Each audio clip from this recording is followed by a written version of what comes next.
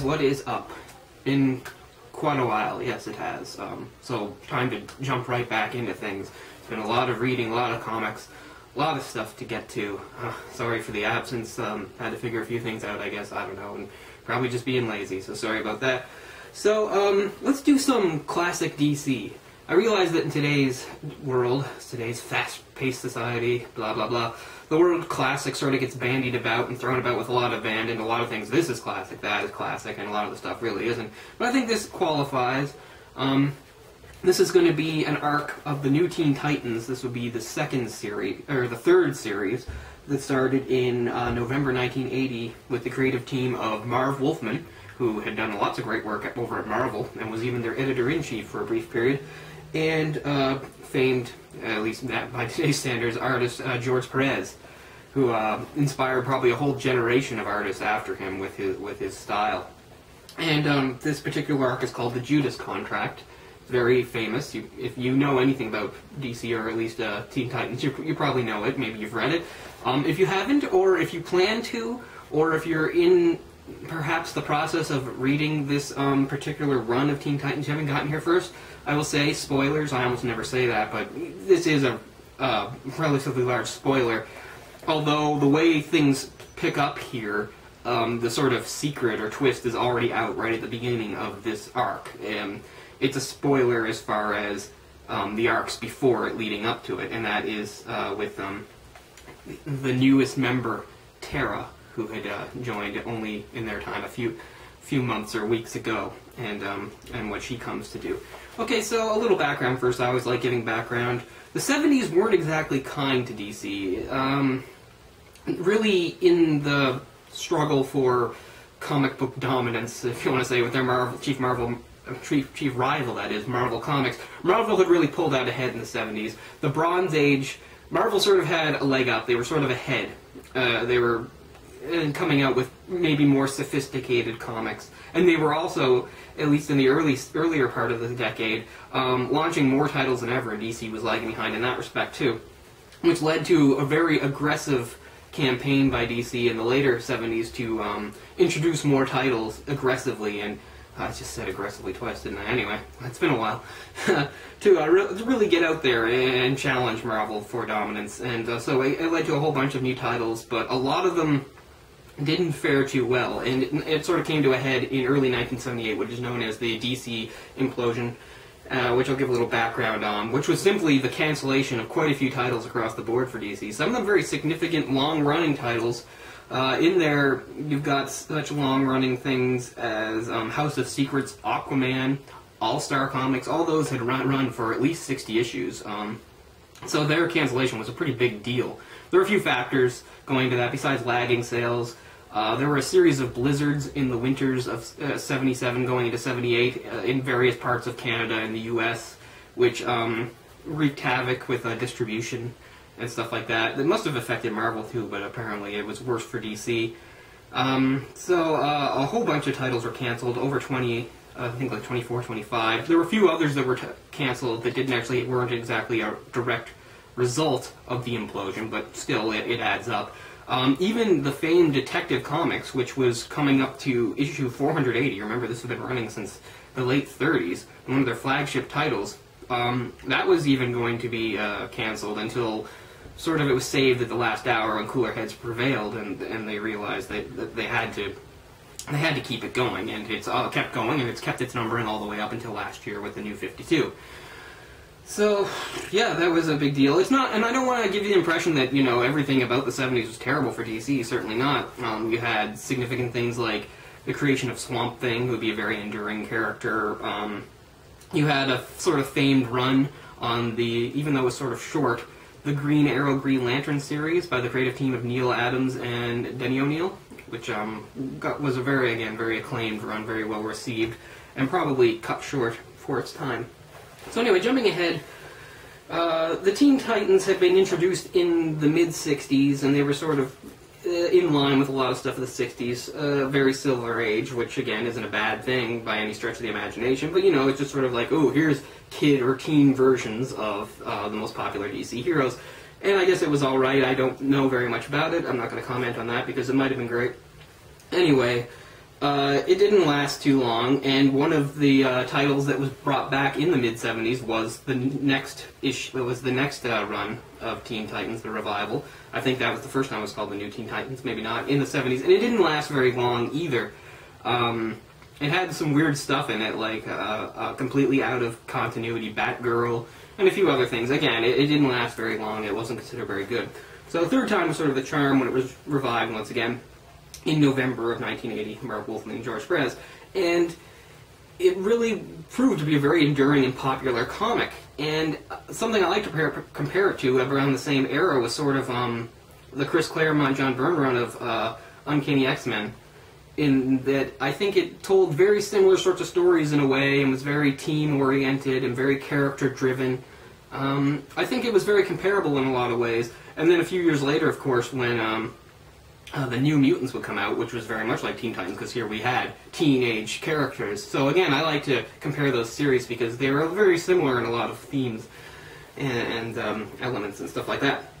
So anyway, getting into this arc, the Teen Titans consist of, well, there's a number of reasons why this is significant. One is the Teen Titans leader had always been Dick Grayson, Robin. And coming into 1984, Dick Grayson was finally coming near the end of his long tenured run as Batman's sidekick, Robin, and he was growing up, and he really needed to establish an identity for himself that was considered separate from Batman, so that, you know, and so what we get here is the first real appearance of Nightwing, and for a while, the first issue here opens with him saying he's giving up Robin, and they're all a little confused for a little while, because they think maybe he means he's quitting the Titans. So we get, actually, continuity-wise, the last appearance of Dick Grayson in action as Robin.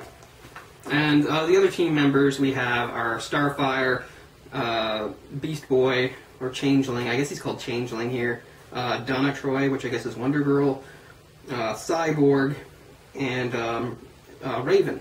As great as, a little side note, as great as George Perez's art is, and as famous as he is, especially for drawing very attractive female characters, and which he does to the nth degree with Starfire, I really feel. I'm really disappointed with the way he drew Raven. She seems really unattractive and, I don't know, lame in this. Later artists, I think, would do a better job. Again, this wasn't really a fault of his. It was obviously a choice. I just didn't like it.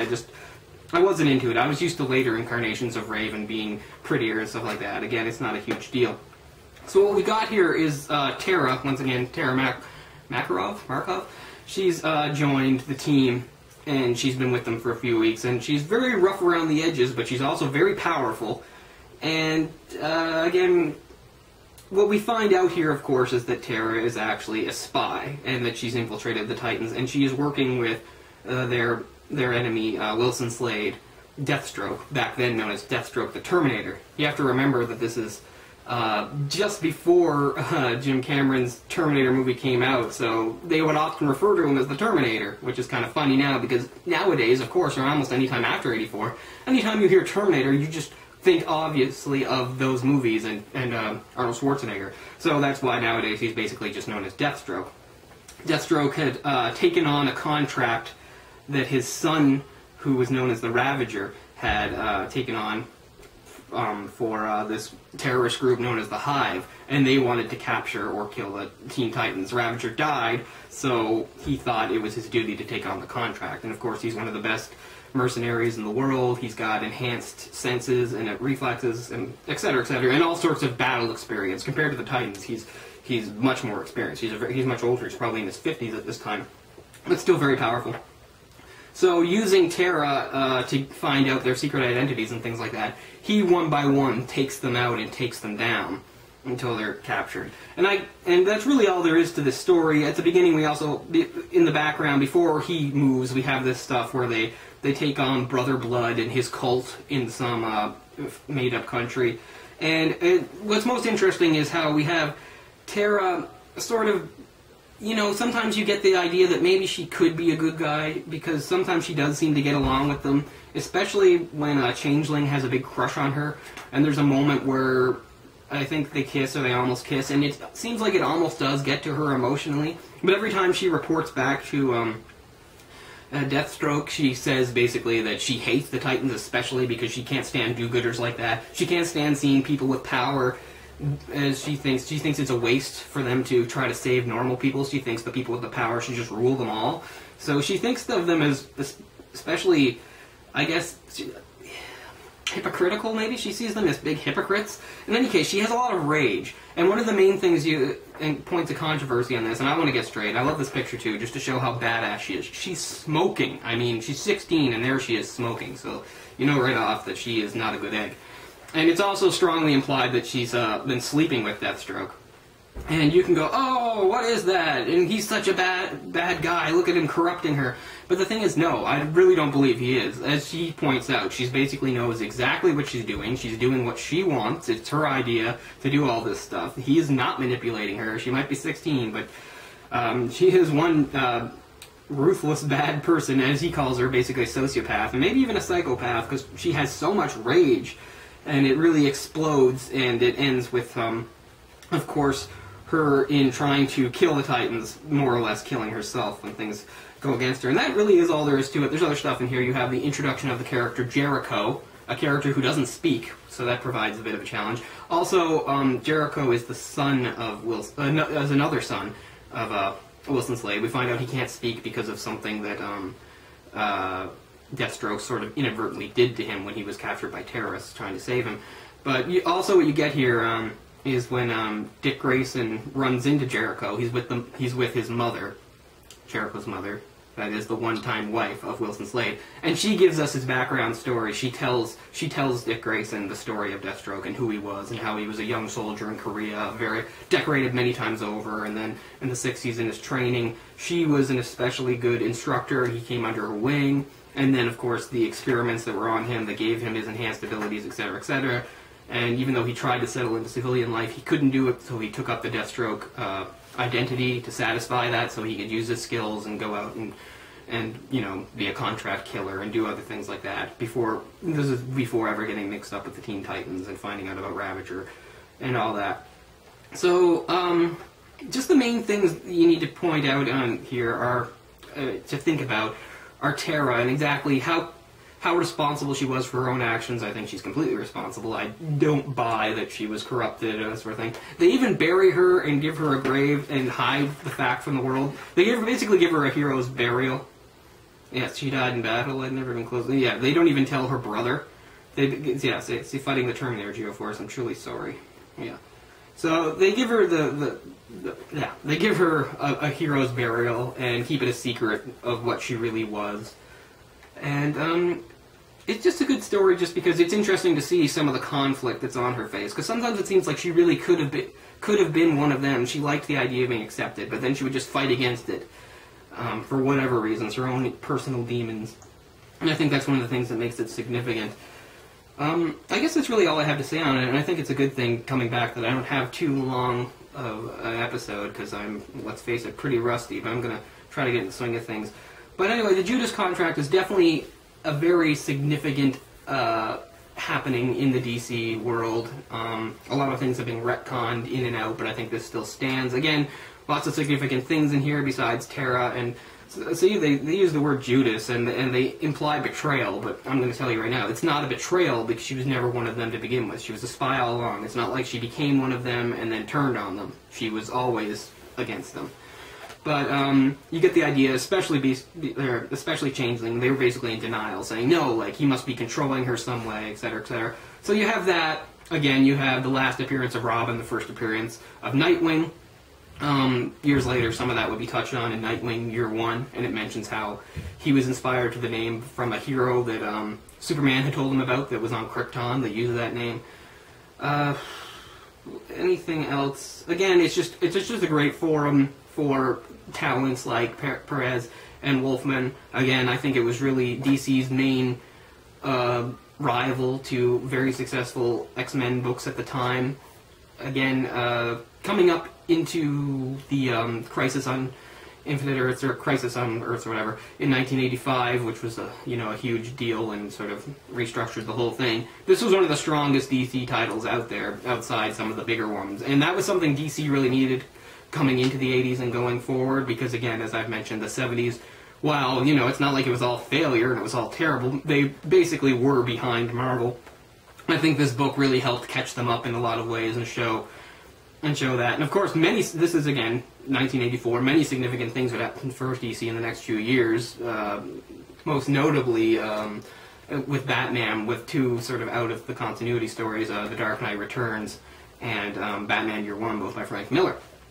And there's all sorts of things I could link this and that to, and then I'd be talking to you forever. So I'm not going to do that. Again, if you haven't read this, I'm sorry for spoiling everything, but that's what I do, right? But I hope you give it a whirl. If you're interested in that era or those characters or anything like that, this is one of these stories. So I'm just going to wind up repeating myself over and over again if I keep that up. So anyway, good to be back, and I'll talk to you guys really soon. Peace out. Thanks a lot for watching.